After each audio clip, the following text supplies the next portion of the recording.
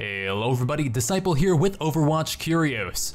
So, Jeremy and I went to BlizzCon 2017 this year and had an absolute blast. It was so cool to meet you guys and get to hang out in person, as well as check out all the awesome and sweet panels and events that were held there.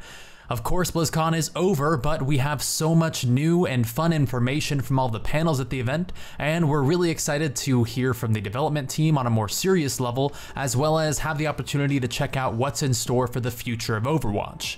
Now this year, Blizzard opened up quite a bit more in regards to the development of Overwatch and how it came to be than they ever have before. There were panels displaying old concept art, early gameplay footage, as well as the historical progression of the game. We get to talk about the creation of things like heroes and maps and the like, but now we finally get the chance to take a look at the grand picture and talk about what exactly Overwatch could have been in this video. To know the history and the origins of Overwatch is to truly understand what can loosely be called its predecessor, Titan. While Blizzard has always been fairly tight-lipped on what exactly Titan was, they finally started to open up a bit more on the topic. Due to that, we can finally start talking about what exactly it was and how even in its failings, it would serve to produce one of the world's most popular and successful games that we know today.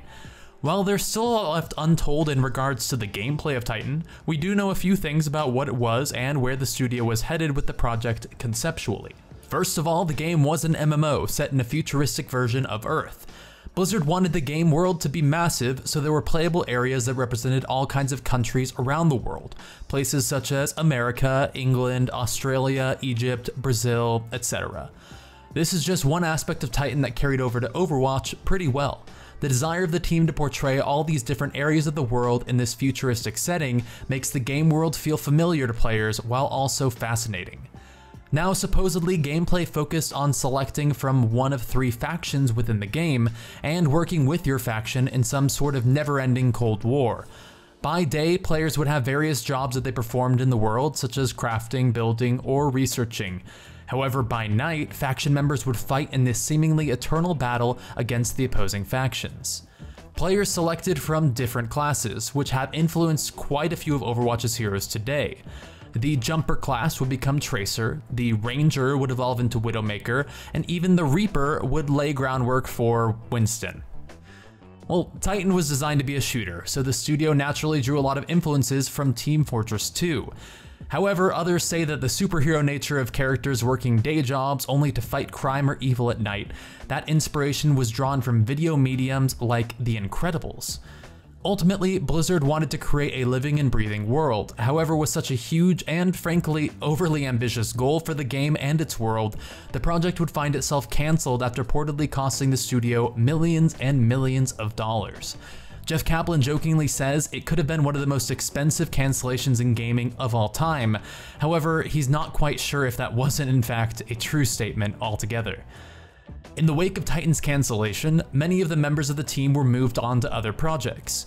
The Overwatch team was left with just a few core members, at which point Blizzard gave them 6 weeks to try and produce a game idea that the studio felt would be worth investing time into production after they determined Titan was a no-go. With such a short time frame to work with, they decided to block those weeks into 3 different segments, with them spending 2 weeks working on a game idea, only to switch to another at the end of the block and instead begin work on something completely new and completely different. This way, at the end, they'd be able to really pick out the one that stood out and flesh out a proper pitch for Blizzard to see. The first of these projects focused on another of Blizzard's IPs, StarCraft. In a continuation of the idea of building a living world, the team wanted to explore what that world of StarCraft could be on a much smaller level. What it would be like to play as a regular person living in one of these worlds from the StarCraft universe, and how players could experience that firsthand. Jeff Kaplan likens the transition to that of moving from Warcraft 3 to World of Warcraft, where instead of seeing these battles fought by large armies and soldiers, you instead got a more personal view of the characters in the world and what exactly their stories were and how it felt to be one of them. They fell in love with that concept and ended up believing that this project would ultimately be the one they chose. However, at the end of the first 2-week cycle, as planned, they moved on to a new project altogether. This new project was largely inspired by former Overwatch creative director Chris Metzen. In this project, which they referred to as Crossroads, the game takes place on a distant planet which quite literally forms a crossroads between all sorts of different life forms. Because of the importance of this planet, all these different civilizations kind of pass through and create this wildly diverse atmosphere in-game. The team became very excited about this project because it represented an opportunity to work on a completely new IP for Blizzard, which is something that most people at the company never really get to experience, considering their youngest IP, StarCraft, is already 19 years old. They decided the project would once again be a class-based MMO with a target of having somewhere between 6 to 9 playable classes. As they started to work on this new MMO, they began looking to other media for inspiration, TV shows, movies, and even other games to help them polish and refine what would really set up the story and this new world that they were crafting, and what exactly playing and being in this world could mean for the players. However, during this 2-week period, they also began looking back at the wealth of art remaining from Titan. It was Jeff Kaplan who began pulling character art and throwing together a pitch deck based around fleshing out these classes not as customizable player characters, but as actual characters complete with their own personalities, backstory, and history within that world. As chance would have it, production director Ray Gresko would catch Jeff working on this deck and asked to look at it under the assumption that it was progress that had been made on the Crossroads MMO concept. He fell in love with the pitch, which at that point consisted of only 8 PowerPoint slides, and insisted that the team instead focus on fleshing out this concept instead of the Crossroads idea as they had been. As Jeff continued to shop the idea around Blizzard, everyone instantly fell in love with the concept, and before the 2-week segment for Crossroads had even finished, the entire team began work on this new project, codenamed Prometheus. Prometheus was important for the studio because it provided an opportunity for the developers to focus on storytelling. In many online games, there's little provided in the means of story behind characters or even the game world itself, which innately leaves the players more detached from the world than they would be if they had something to focus on attached to the gameplay. This focus on storytelling and world building has been such an integral part of Overwatch's design since the beginning, and is something that we can still see the effects of today. Every time a new map is added to the game, it's delivered with a full backstory that relates how this location is important to the world and the story of Overwatch. Similarly, every new hero features an introduction animation explaining their origins and how they came to be involved in the world.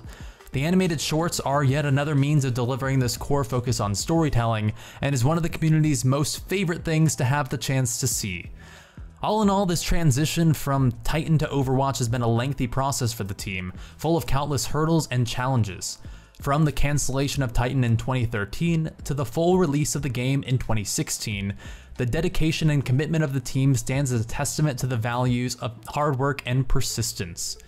It's actually pretty crazy to think about everything Overwatch has gone through to get to the point where it is today. It started off as Titan, which was a massively overscoped project for the biggest MMO ever attempted, and it went all the way down at one point to an 8-slide PowerPoint that Jeff Kaplan threw out to his team after they were already working on a new MMO set on a distant planet. The fact that it developed from that to a game that you and I both play probably every single day, and that I'm able to make my living off of by making videos and streaming, it's pretty crazy to think that there were so many opportunities for this game to go absolutely nowhere. In fact, when Chris Metzen, prior to leaving Blizzard, summarized the release of Overwatch, he said this: "In so many ways, Overwatch is, from its themes to its gameplay, like everything about this project, whether that's visible to the end user or not, is our story. It's a redemption story. We needed this as people. And while the world may never know the full story behind Titan, just the glimpses we have seen provide insight into the minds at Blizzard and how ambitious they can be. And the concept art released from Titan definitely has inspired a lot of the Overwatch world that we have today." Now, on the other side of this though, it would be really cool if Blizzard were to ever return to work on the StarCraft project from the first 2-week development cycle the Overwatch team originally explored. The StarCraft IP could definitely make an interesting MMO or even shooter in the future, and there's a lot of upfront work already done between both the StarCraft and Overwatch teams.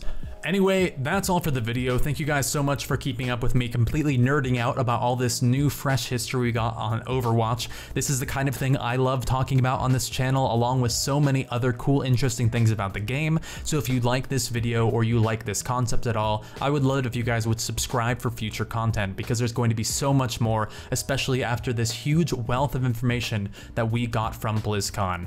Anyway, I'll see you guys next time. Peace.